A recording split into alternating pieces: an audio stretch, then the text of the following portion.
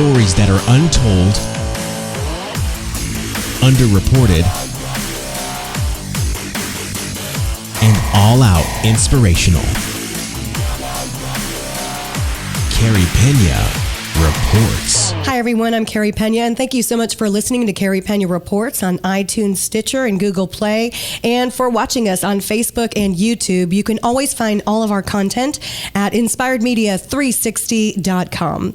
On this show, we like to share stories of inspiration and hope. And in studio with us today is Doug Clough and Sarah Linvey. Thank you guys so much for being here. Thanks for having us. Thank you. So, Doug, you are living with ALS. Yes. And Sarah and her group, Daring Adventures, helped make a wish come true for you. And this is what we wanted to bring you in studio to talk about today. I had the great honor of being there when this happened. So I'll set the stage for the audience. 22 years ago, you proposed to your beautiful wife, Karen, right, up atop Camelback under this special tree. Right. And you wanted to go back up there and renew vows. I was asked if I could walk again. That's what I would do. And obviously that is a difficult proposition for you since you are now in a wheelchair. So Daring Adventures helped figure out how to bring you up Camelback so you could have that special moment. So let's start there and talk about what Daring Adventures does and how you guys were able to help Doug. Well, Daring Adventures is the old adaptive rec program of the city of Phoenix. So it's been around since 1991. We became a standalone not-profit after the recession, and we run outdoor recreation programs for people with disabilities, people of all abilities. All of our programs are inclusive, and we do hiking, cycling, kayaking, whitewater rafting, camping, backpacking, and cross-country skiing for everyone. So when I got the email that Doug wanted to go up Camelback Mountain, I couldn't say no. So I decided, let's figure out how this is going to work, what type of equipment we need, and what type of support staff do we need. And thankful for Central Arizona Mountain Rescue, we got our Trailblazer, which is one of our adapted hiking chairs, and we test fitted Doug, and I made sure that he was safe in it, he felt comfortable in it, and then we kind of did a test run with Central Arizona Mountain Rescue to see how many people we would need, and we decided we need about 8 people on the chair itself to be carrying and maneuvering the chair. Now, for people who aren't living in Arizona, because this is a podcast that goes nationwide and worldwide, describe Camelback Mountain. This is not an easy hike. Yes, so Camelback Mountain is probably one of the most difficult. It is a double black diamond trail.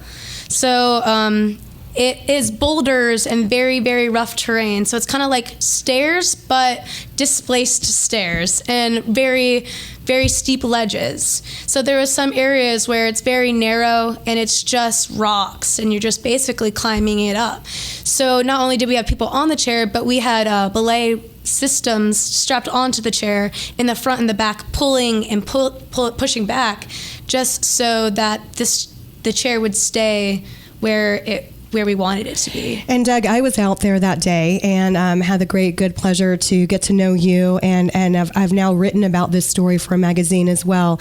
When I sent you the interview questions for the magazine article, you indicated to me that at first it was tough for you when you got to the mountain because it was a humbling experience to look around and see all of these men and women who are really going to have to lift you and maneuver you, and you're a big, tough, kind of macho type of guy. Yep. And you said that you had to put sort of your ego aside. Talk to me about that. I always seem to have that issue of I've got a pride issue sometimes where I want to do it. And now I've got 40 or 50 people there that are going to do it for me. That doesn't work normally with my day-to-day living or what I want to do. I try to put things together so I can do it myself, so Karen's not going to have to do them.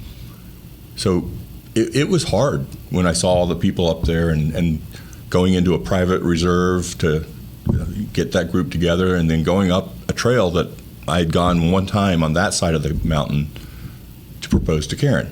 And it was tough. But it was very exciting.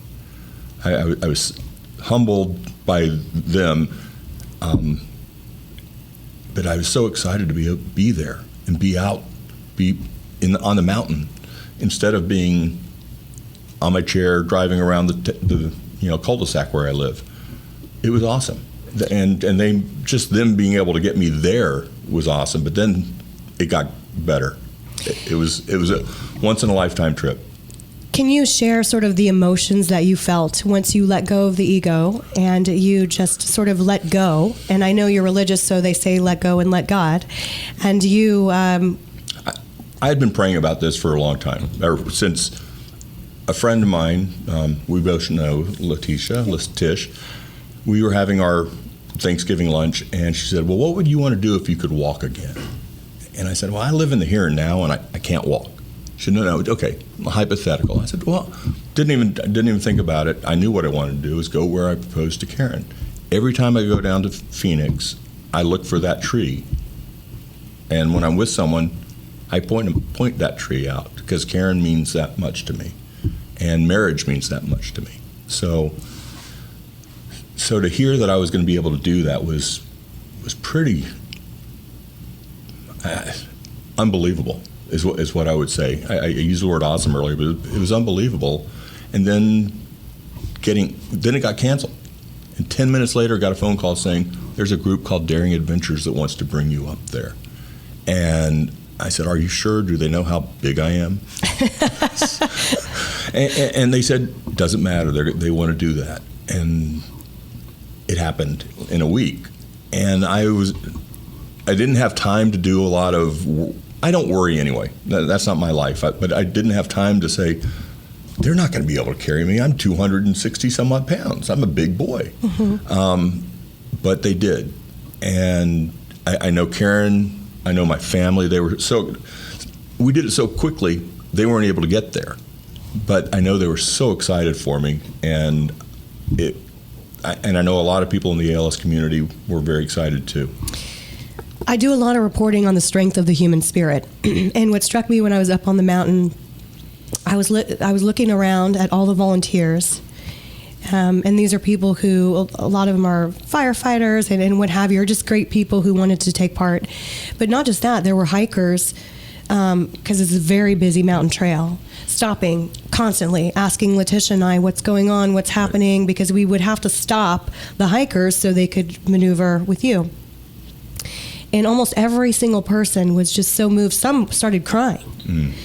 And it just made you feel all the goodness. Sometimes we see and hear so much of the negative. And that day I felt like all the goodness in people sort of washed over me. It was emotional for me, so I can only imagine what that felt like for you. 40 of my best friends I never met before, I met that morning, and they were carrying me. So I did have a couple friends out there. And our Bible super leader was there, and we had communion up there, and there were other people on the group and other people that weren't part of the group that would just bow their heads while we were doing that, and that just, it was exciting for me. It was, I don't know, I was thankful that was happening. It was a spiritual moment for me, just to say. I looked at my favorite picture. No one's looking at the camera. It's 4 people looking out over the valley, Karen, myself, Rick Todd, and Mark. And it's just beautiful. It's like, God, you've allowed us to be here on this moment and see this beautiful valley that we have here. So there's so much that's going on in my mind, but that was just so incredible. And Sarah, you've devoted your life to making moments like this possible. Mm-hmm. So what did it feel like for you? Because as Doug said, that it was difficult to navigate. I mean, it was really, really, to use a real technical term, gnarly for you guys getting up there. I mean, and you're a small but power-packed gal. Mm-hmm. I mean, but you led the charge. Yeah, so for me, it is just about making sure that it was safe. So I don't worry. I put a lot of trust in my group of volunteers, and I put a lot of trust in Central Arizona Mountain Rescue. I knew that we could do it. So I was not worried at all. I was extremely happy to be able to do this for Doug. I like to make the impossible possible. I like to take a challenge and break it down and figure it out. So for us, it was just making sure that when they could use the wheel on the chair, we were using that wheel to minimize injury not only to Doug, but to all my volunteers. And Doug said something about how beautiful it was to be up on the mountain and not just going round and round in his cul-de-sac. And that makes me think about sort of the messaging of Daring Adventures, and that is that you believe that everyone should have access to nature and the outdoors. Yes, so we believe that everyone, regardless of ability, should be able to go to anywhere and recreate. So everywhere should be accessible, but really it takes a village to make the world accessible for everyone. So for us, it was pretty easy, but it took everybody to do it. Yeah, and everybody jumped into action. And everybody did it. And I never heard anyone complaining, and it was a pretty warm day. I mean... Yeah, it was pretty hot, and for, I think, a week before that, we had about 12 volunteers signed up. But, word of mouth and just to experience going up there with Doug, I think that I just got out, and we got 43 people. I think we had maybe even more than we needed, but it was just awesome that everyone just dropped everything to come and make sure that this happened. And one of the volunteers who was really instrumental, I should mention, is Doug Fulton from Fulton Homes. And I believe, if I remember him telling me this, he lost his brother to ALS. Such a kind man. Can you tell us a little bit, Doug, about your battle? And I asked you before the show started, do you want me to say that you are fighting ALS? And you said, no, I'm living with ALS. I live every day and I have choices to make. Right. But you have defied, ALS has, you had told me that typically it's 2 to 5 years that people live with ALS. Right. You are 5 years and counting. Right.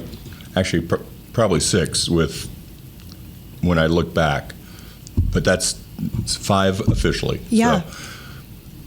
So, I say, I've got a little saying, we had a death and dying course in college, and it was taught by a guy who, there were 20 people that had leukemia, a certain type. 10 of them got drugged, 10 didn't. He was one that did, and he told us we should have some sort of saying or some sort of informational tagline. And mine's love life, live life. And I've had people say, why don't you just say live life and love life? I said, well, living is given until it's taken away, but loving is an option. And I want to love my life so I can live it to the fullest. So I'm way past the question, but I really, just being able to do that was fulfilling that love life, live life.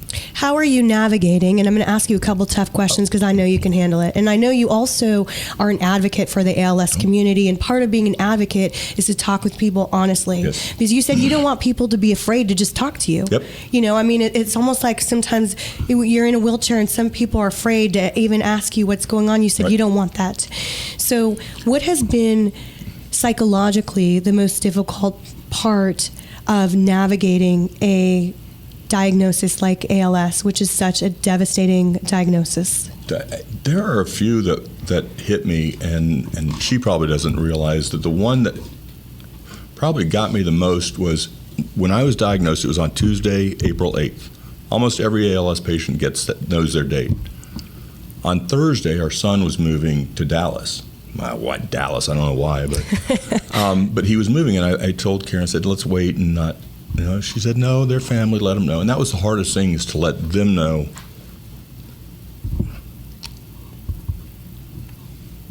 Before they went. So I didn't want to put that burden on them. And I felt that was a burden. But it wasn't, because we got great kids. We got awesome kids. And it wasn't. It's basically what my attitude is generally, just enjoying life. And they're like, yeah, this sucks, but you're going to do what you can to do what you can. And whether it's to find a cure, great. If not, you're going to help others. And I want to do both.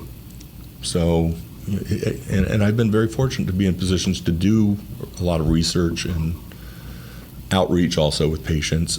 No, I don't want people to, they said, oh, you got ALS. I said, don't feel bad for me. I'm a jack of all trades, master of none. They're like, oh, that's horrible. I said, why? I said, I can talk to a Fortune 100 company CEO or a busboy. I'd rather talk to the busboy most often because I don't care for them and their titles. I care for them as a person.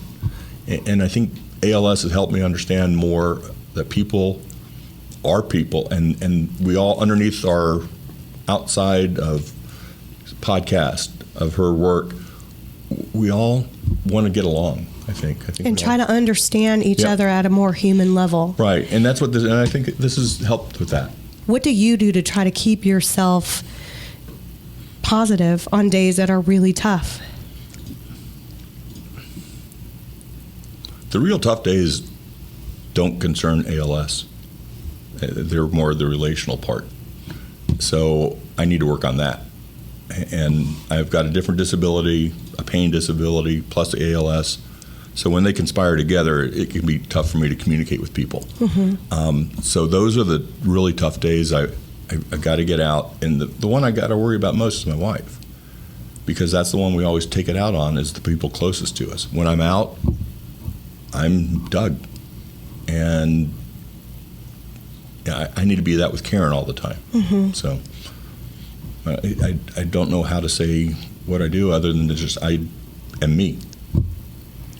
And when you listen to this, Sarah, and you listen to Doug's story, I mean, does this make you you seem so impassioned about the work you're doing and helping families like Doug's, and his wife is so incredible and such a strong person. Mm-hmm. But, you're living a real purpose-driven life. You are, and being part of this. And you told us before the show started some of the other incredible stories that you've been a part of. Just share the one story about that you were telling us about. Yeah, so our organization doesn't typically take stories like this on. We don't typically do special events. We do a lot of planned activities for groups of people. But we have done something like this before.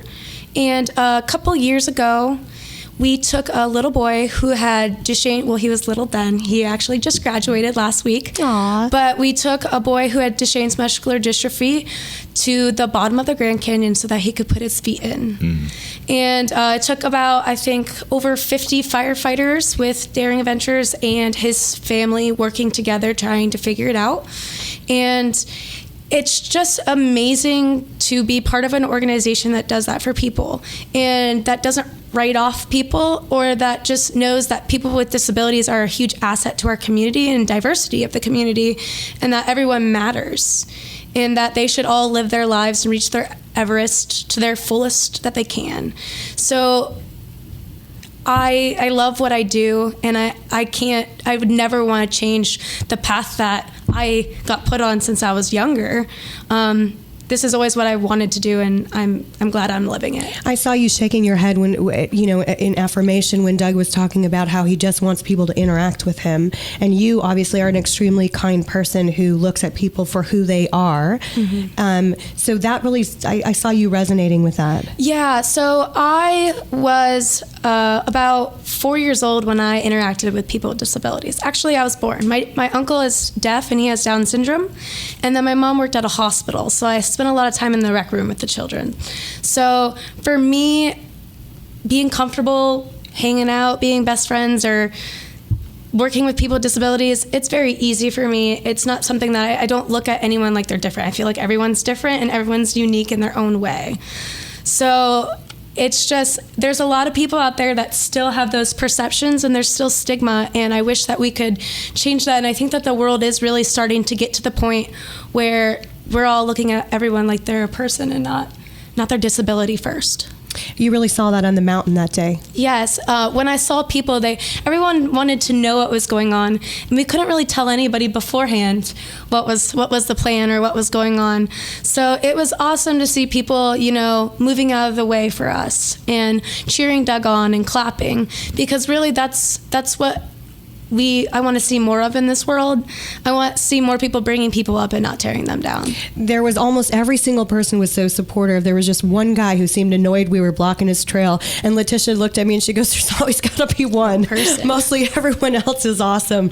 But the 99% of the people were cheering you on. So when you got up there and you were with Karen, what stands out the most in your mind and that you take away from that? Oh, my goodness. Seeing the people move to the side. That was being on that trail before and no one being there. Now all these people moving to the side and then us moving to the side and doing that. That was really humbling again, another humbling experience, because I could also see myself being one of those people on the other side saying, hey, I'm trying to get up there. You all are bothering me or interrupting my path. I know myself well enough that it would have been fine, but I could see where later on I'm like, man, it got me out of my rhythm. But then once you know what it is, and them being encouraged and encouraging with the clapping or the way to go, it's pretty special. I've had a couple other experiences like that with different events, but this was something special just because of what it meant. What kind of message do you want to leave the audience with? Knowing the battle that you have ahead, but like you said, you are loving life, living life, kind of day by day. Right. I want people, and my original goal was to have, I wanted every ALS patient to understand that they could still live life. And living life means full. But I think anyone, not just with disabilities, but anyone can do that. Instead of looking at a negative, let's look at the positive, like what you're doing. I think is that's awesome that she is doing what she wanted to do, and we should be doing that. And we should encourage each other to do it as well. What do you want to say? And I know that it was kind of overwhelming when we came down from the hike, and I'm sure that a lot of the people who were there that day will watch this or listen to this. What would you like to say to those people? Thank you from the bottom of my heart. You all blew my mind. I put things on Facebook, but I hadn't been on for a while. But to do what they did on a weekend when they could have been with their family. Thank you. Thank you, Doug, for all you're doing to inspire people. And you are doing tremendous things because you're really advocating for your community. But bigger than that, I think that the message that you are able to connect with people will really resonate. And we can all learn to connect better just as human beings and help one another. So thank you so much for all you're doing. And Sarah, thank you. Just give people the website where they can find out more about your guys' amazing organization. You can go to www.daring-adventures.org, and you can check out, there's a video in there, and it kind of just gives you an oversight of all the things that we do and how to get involved with volunteering and whatnot. They're amazing. Yeah, and I just have to say, I mean, kudos to your parents because they really raised a really great person. Mm-hmm. So I think the exposure at a young age, like you said, makes you more empathetic and compassionate and accepting. Very, very well said. Thank you both so much for being here. Thank you. And thanks to all of you for listening and for watching Carey Pena Reports. You can find all of our content online at inspiredmedia360.com. Until next time, stay inspired.